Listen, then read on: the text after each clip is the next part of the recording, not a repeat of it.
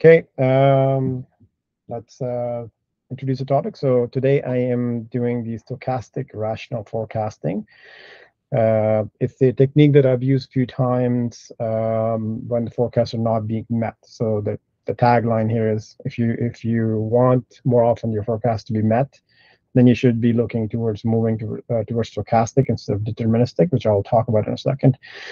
What you're trying to do or trying to get out of this presentation or this webinar is to look at what stochastic forecasting is, why we need rational randomization instead of just stochastic, and more importantly, why we need stochastic instead of deterministic methods to do forecasting. More often than not, when we are involved with different industries and we see a forecast or a schedule or even a plan, we see more deterministic methods, and there's a need and time for them. And I'm going to try to explain what those times are and when you should not. You should switch over to stochastic rational. So stochastic rational forecast means a forecast that is based on randomizing the inputs from a performance distribution of current conditions. Not a very good definition for people who are trying to understand the term, but I will get in more simpler terms in individually of each of those terms. But really what it's saying is you're looking at the whole performance distribution of what your current conditions are. You're not basing it on a single number or on averages when you're trying to make a plan or trying to make a forecast. It is part of theory of constraint and statistic approach. So for those people who were part of my last webinar, the Lean and Six Sigma one, we talked about, we use different toolboxes, different approaches. These are the two which kind of lead into this topic. It's the theory of constraints, which talks about the bottlenecks and constraints and understanding what the current conditions are before you plan things. And statistics is really where the means and the random numbering and standard deviations, that kind of information comes from. Okay, so what I'll cover today, what is forecasting, what is determinist forecasting, and then what is stochastic rational. Then I have some examples depending on how much time I will have left by the time we go through this. We'll cover multiple examples if I can. Okay, so forecasting, what is it? Really, a forecast is a prediction or an estimation of a future event or a trend. So by definition, that's what we're trying to do. Forecasting is the process of making prediction estimations. The important addition to the difference between forecast and forecasting is that forecasting includes an area that you're trying to look at and forecast a future trend or what's going to happen in the future based on if you act a certain way.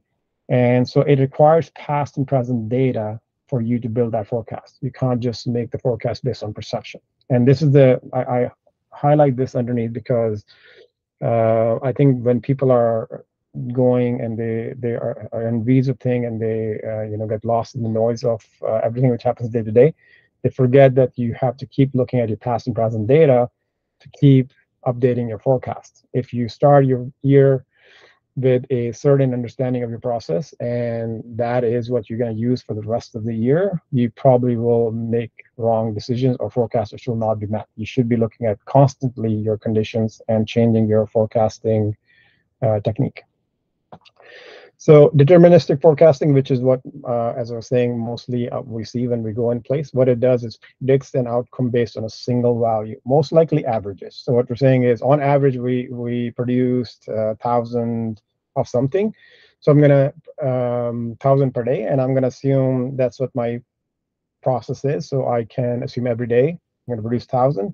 By the end of the week, I'm going to have 7,000. And if I'm basing my forecast on the simplest term like that, that is a deterministic forecast. Right now, in reality, your number might be anywhere from 700 to 1,300, or even worse, from 0 all the way up to 2,000, and average is 1,000. So depending on where you are, deterministic forecast will not give you the right answer. So that's the first thing. Where is it useful? Obviously, when you're trying to understand general situation of an upcoming event, things like political mood. I'm sure you've seen some surveys, or these show up all the time. It's looking at, if polls were to happen today, who's going to win? If they're trying to take statistical information, reducing it to one single number. Um, Nowadays, we're starting to some ranges, so they're adding a little bit more to it, like saying, okay, liberals are at 55, conservative at 56, plus and minus this. So you get a little bit more information, but you're not still getting to stochastic levels. It's still a deterministic forecast. And the other one is weather, where you're trying to go to Mexico, and then you want to know next month what the weather is going to be like, and then they will give you a single number per month, or for that 14-day, you get a single number of saying, oh, we estimate or we predict, the forecasting really what the temperature would be. That is again based on deterministic, not as reliable. Deterministic forecasts work by fitting the data to a known probability distribution. Here's where the problem really happens. So in background, when we're doing forecasting based on deterministic method, you're still taking a probability distribution of what you believe is happening. People who are just using the formula which is already built in, they're generally falling in the pitfall of that the distribution is based on a normal distribution. What that means is you've got a bell curve, which says, okay, on average, I'm going to be on the bell, and my outliers are at the end of the bell. I'm going to show you a picture in the next slide, so you understand what the bell curve is. But the problem is, if your performance does not look like normal, you already are basing your forecast on something which is not real. And if it is normal, how wide the curve is can also impact your forecast. So you have to kind of understand what your probability distribution is. Deterministic, that is not clear what you use that single number or average in this case on. What kind of performance are you basing it on? And then what it does is it takes that probability distribution and predicts based on a single value. As I said, generally average, most people will go with average, but I have seen, depending on what the situation is, sometimes people will go on median or on a maximum minimum, depending on what they're trying to solve. But so what is wrong with it? What is the issue? So it deterministic. Let's assume here's the process, and the bell curve or the normal distribution looks like that for that process. Um, and here I can see the normal mean is 95. So the average is not close to 95. So if I was to use a deterministic forecast to now say, going forward, month after month, what is my performance? I'm going to base it on this single number. And then I'm going to say, on average, I should be making 95 on a given time unit. So let's plan to make that much, or I have to have that much supplies in hand, or I have that much resources in hand to do that.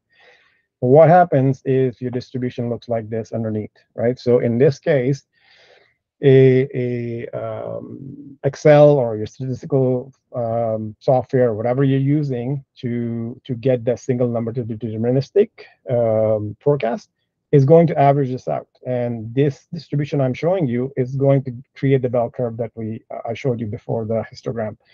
So this is real, right? In that case, if you use single numbers, your information is going to be out to lunch. Problem here, when I look at this distribution, you've got three different things or three different situations happening on any given time. So there is obviously slowdown, shutdown, where the big bar here is, where it looks like about 20% of your data is in that part of the world. So when you're in that situation, you're not going to be making anything, right? And then there is a slow performance, a slow rate, and a high rate performance, where I'm sure there are conditions in this process or in this asset which cause you to be in a one rate or the other rate. So you have to understand, when you're forecasting, if you're forecasting for next week, where are you going to be, right? Which situation is more likely, and then your forecast should be based on that. Even if you're doing deterministic, you should then pick the average of just that area, for example. So that's the problem. So now that brings me to the topic of my talk, which is stochastic forecasting. So what stochastic does differently, it builds the probabilistic certainty into the forecast. So instead of me looking at a single number, I'm going to look at the whole distribution and then try to understand what I should use to forecast. And how do we do it? We basically try to fit your data, like the one I was showing you here, into to what the probability should be. So if I need three of them, I'm going to have three of them. If I can find a better way of fitting a curve, like for example, if it was all going down like this way, maybe exponential distribution, for those people who know statistics, maybe a better fit. So the idea is to figure out what you have and then forecast. Where is it useful?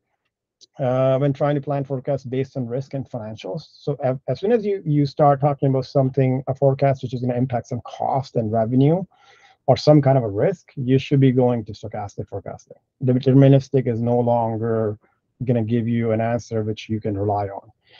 It does require some data about the performance process for trying to forecast. At minimum, you need good understanding of min, max, most likely, so something called triangular distribution. If you have nothing but those three numbers, it's still going to be better than a deterministic forecast on a single value. Or triangular distribution also is known as PERT distribution. PERT stands for Performance Evaluation Review Technique. It was made by US military back in, I think, World War II days. Really, they're looking at the same angle, saying, what is my best case scenario, worst case scenario, and normal scenario? And if you think about at least those three things, then you can start building a better understanding of what the forecast needs to be or what your performance needs to be. Obviously, if enough data exists, then an empirical distribution fitting is the best model. Usually, you would need a statistical software to fit it. What is empirical distribution? It says value at a given point is equal to the proportional observation. So in simplest terms, this graph, the empirical distribution will try to calculate some kind of a formula for each of the bins, and that's what you will put in your forecast. So you know that you can be any of those situations. 20% of the time, you're going to be in the very slow, and another 30% of the time, you're going to be here, and the 60% you're going to be here. And that is a better way of estimating your future or predicting your future than just basing everything on average. The two things I do want to talk about. So stochastic, by itself, the term means purely random, right? So picking a number randomly out of a population. So if I go up here and I say I'm going to do stochastic forecast, I would look at this information and say, okay, so I have to create some kind of formula which picks a value between 0 and, let's say, 230 or 40, whatever that is. Randomly, every value has an equal chance. That would be stochastic. Obviously, my distribution doesn't look like that. I have more times the value is going to be somewhere here, here, or here than on the ends, or sorry, on this side or this side of the end. So that's why you need stochastic rational. So let me very quickly explain the difference between the two.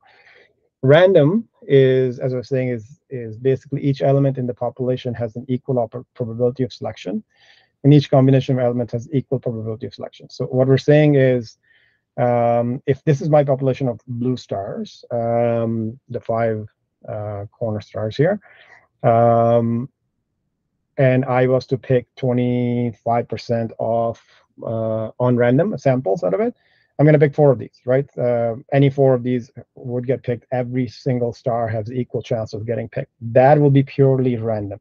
But if I was to take that and put it on this population where I have 3 different kind of stars, and then I say I want 25% of these picked randomly, there is, again, every star has equal chance. However, when you look at it this way, you can see that this random picking or random forecasting would not be good in this situation, because I could end up picking, like I've done in this way, more of one and less of the other. And then I would be making wrong conclusions. There was nothing here telling me that there's less of these and there's more of these, right? Because I purely randomly picked, I could end up with a wrong answer. So rational basically says you need to figure out how to convert this into some kind of a probabilistic distribution or a formula which looks at subgrouping some of this information. So if I knew there were 3 different kinds,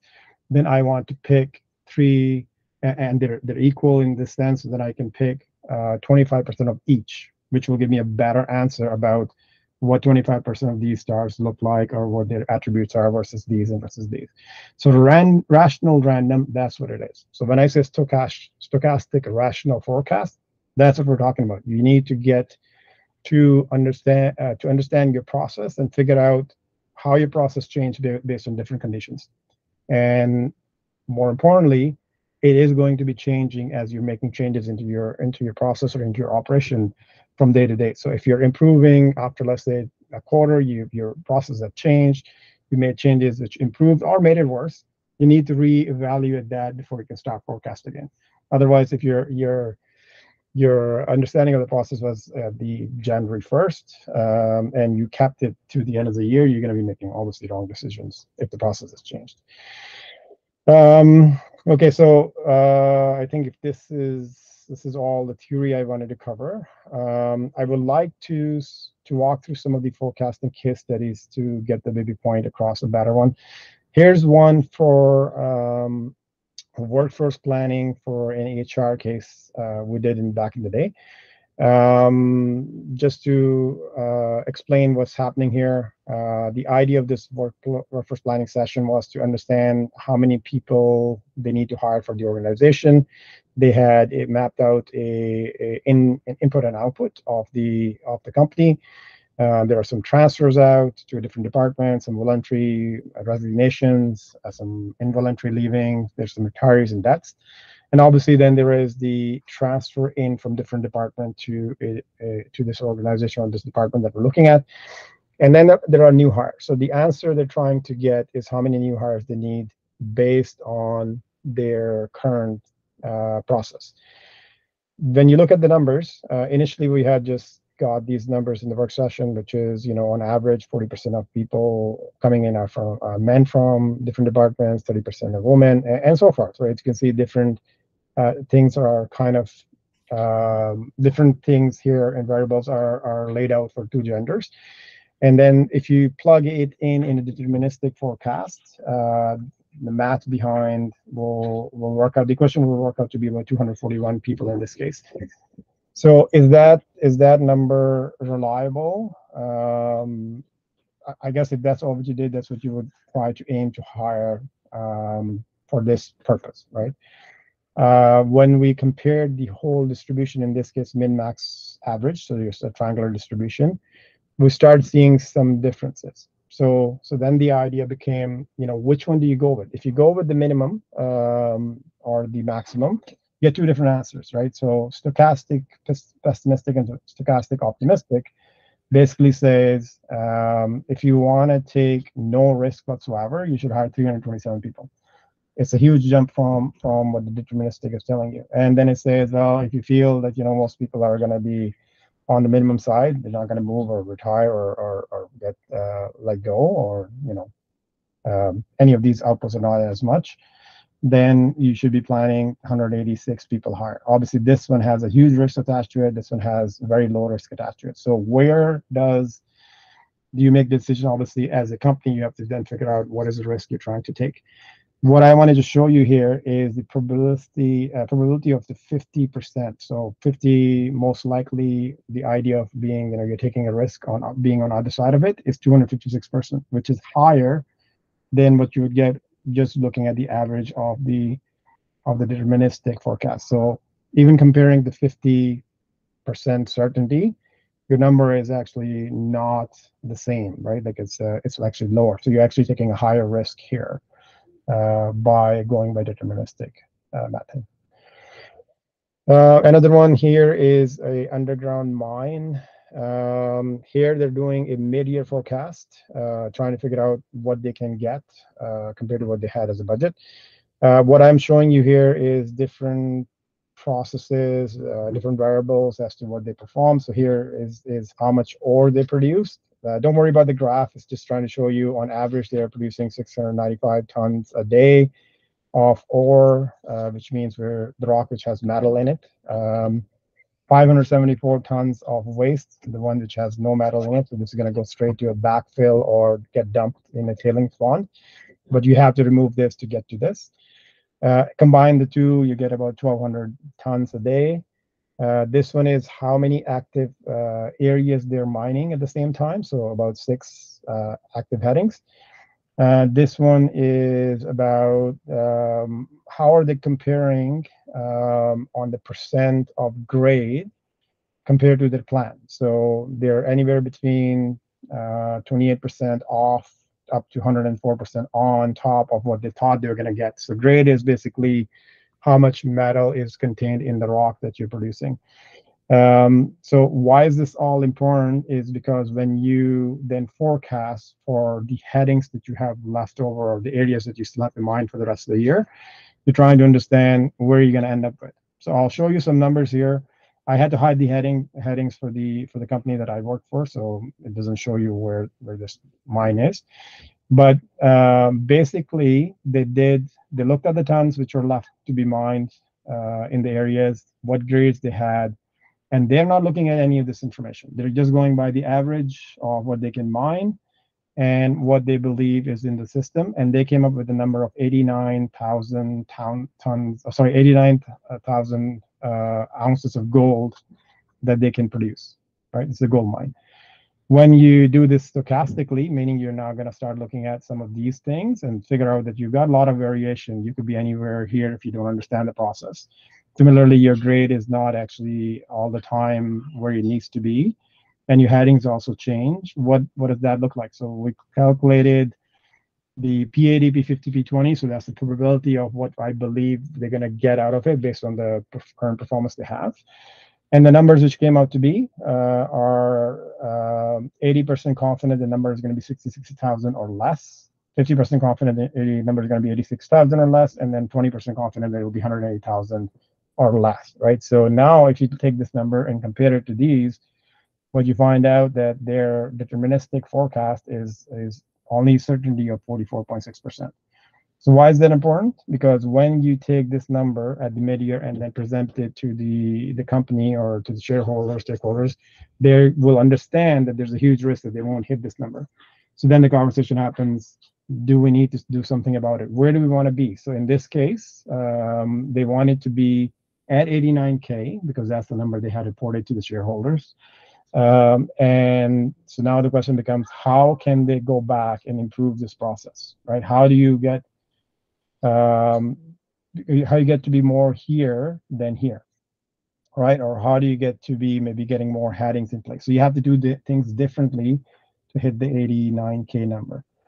The end of the story is there were some changes made, some extra shift added, some extra equipment added, and a bit of plan revised to get to this number, and they hit the number at the end of the year.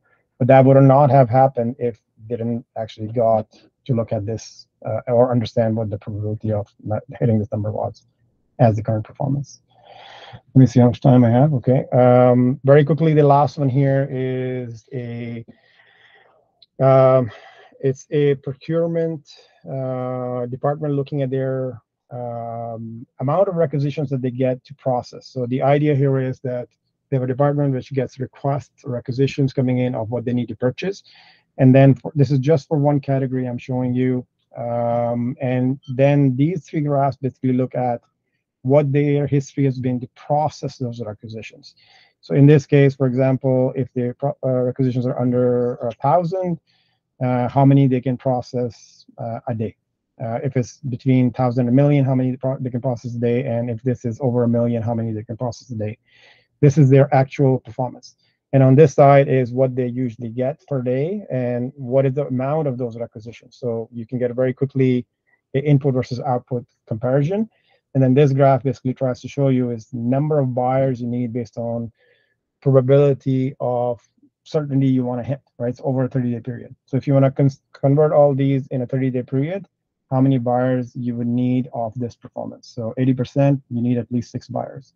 Obviously, this conversation can be changed around to say, if I only have 3 buyers, how many days is going to take for me to process these, right? So, however, if you have the information like this, then you can forecast and answer those questions. If you just go by, I on average am able to do 5 requisitions, then you're going to just use that 5 requisition times number of your buyers, and you will come up with a number, and most likely you won't hit that number.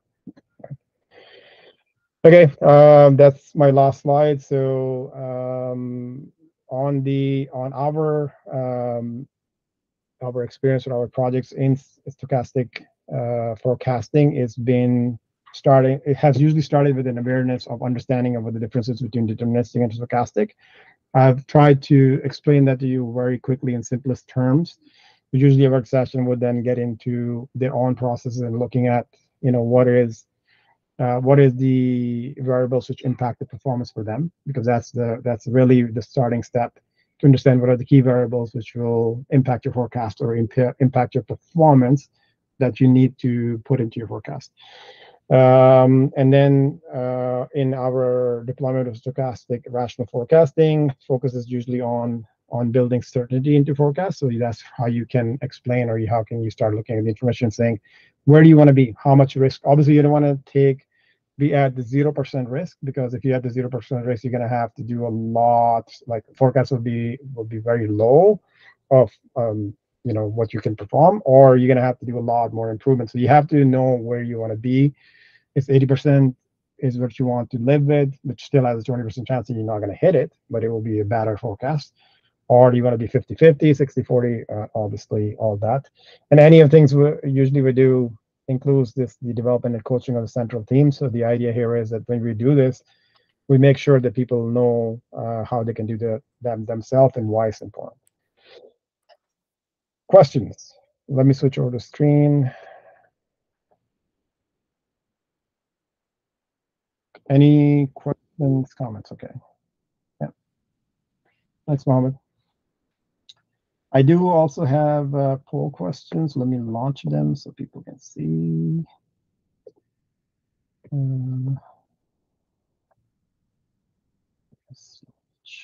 Those are journal same questions that I always have in my, the poll questions that I have. If you like the topic, please let me know. If you're interested in this kind of topic of, building certainty into plans, let me know. And I still have a couple of minutes left. So if somebody has any questions or comments, please go ahead. Oh, thanks, Shafi. Let me go to that. Oh, yes, there are two questions. So summarize the stochastic rational forecasting method would need constant if you throw a specific period of the name to base this constant. Yes. So very good question. Yes, you need a periodic look at your where you are.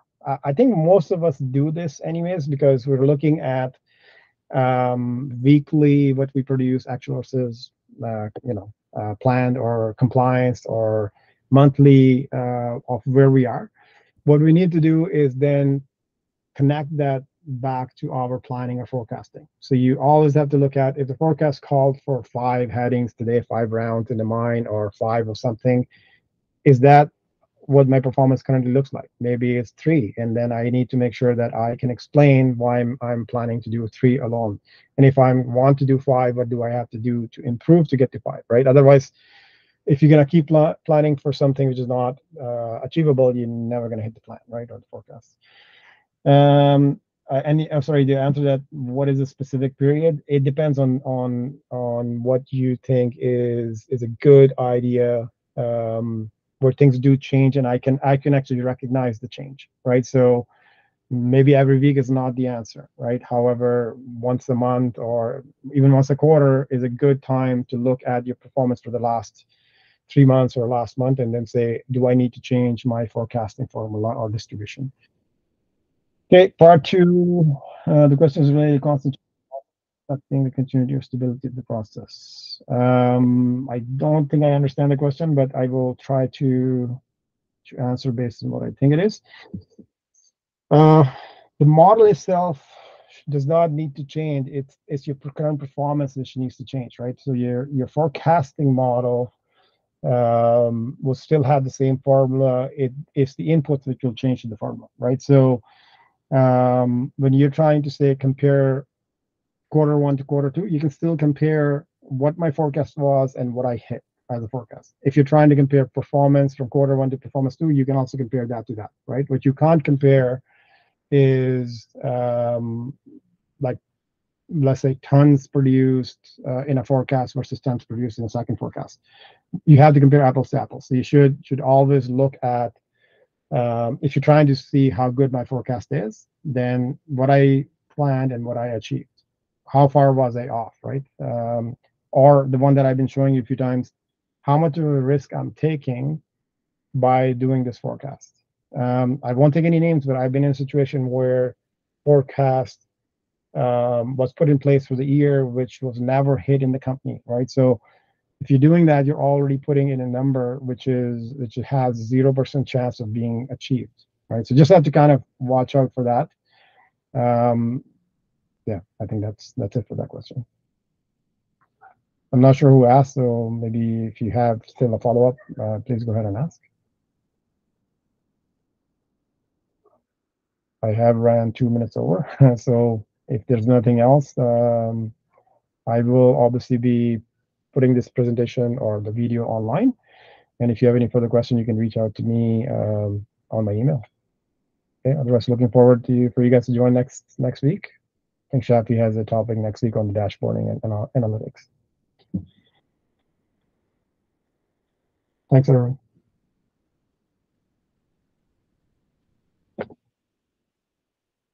Thanks, Awesome. Take care.